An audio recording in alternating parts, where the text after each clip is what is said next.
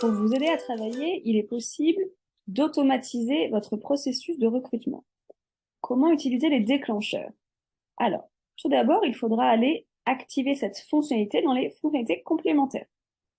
Vous allez retrouver le widget déclencheur que vous activez pour ensuite retrouver cette même baguette magique dans votre pipeline. Si maintenant, une fois que j'ai activé ce widget, je retourne dans mes offres d'emploi, sur un pipeline, j'ai cette petite baguette magique qui maintenant apparaît ici, mes déclencheurs. Je clique dessus et je vais pouvoir donc ajouter des déclencheurs, des automatisations à toutes les étapes de mon processus de recrutement. Voici les options que nous allons avoir. Envoyer un message, donc vous allez pouvoir programmer un mail qui s'enverra automatiquement à tous les candidats quand ils seront déplacés dans cette colonne. Donc voilà, l'objet du mail, le corps du mail, vous avez bien évidemment accès à vos modèles de messages, vous pouvez joindre des questions, des fichiers, choisir de l'éditer avec différents outils ici.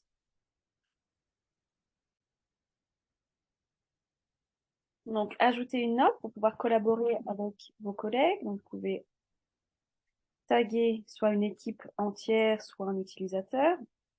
Ainsi, ils seront notifiés à chaque fois qu'un candidat sera glissé dans cette colonne. Donc, ça pourrait être à l'équipe de recrutement, préparer l'entretien. Voilà.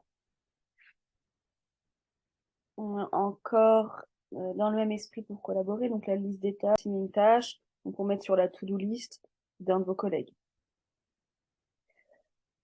Donc plus de déclencheurs, on va avoir donc la possibilité de partager un candidat, donc à chaque fois qui sera glissé dans cette colonne, le candidat sera partagé avec donc l'adresse mail qui vous aura désigné ici.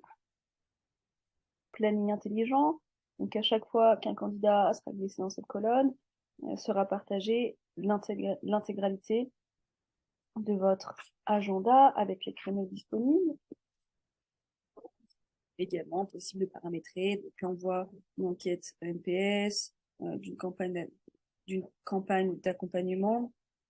Également, si vous avez activé dans le marketplace des intégrations avec d'autres systèmes type SCRH, DocuSign, ce genre de choses, vous allez pouvoir les ajouter. Ils vont apparaître ici également sous forme de déclencheur.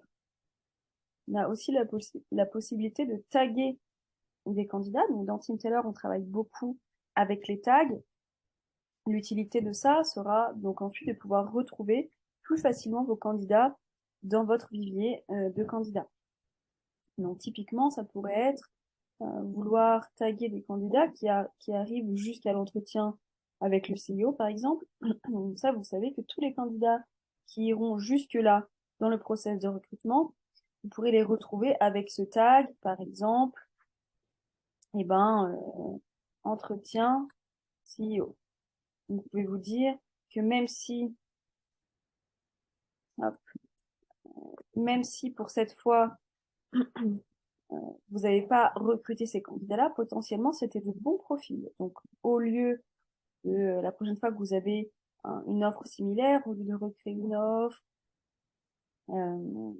refaire du sourcing sur les job boards, vous pourrez simplement déjà filtrer votre base de données avec ce filtre ou plusieurs filtres combinés pour pouvoir peut-être d'abord recontacter ces candidats-là. On a un autre déclencheur, mouvement intelligent. Avec ce déclencheur, les candidats seront déplacés automatiquement vers l'étape de votre choix selon la réponse à leurs questions. Vous allez sélectionner les questions avec lesquelles vous souhaitez filtrer les candidats, choisir la réponse que vous attendez. Ainsi, s'ils répondent de la même façon que vous, donc de la façon que vous attendez, ils seront automatiquement déplacés à l'étape que vous avez sélectionnée.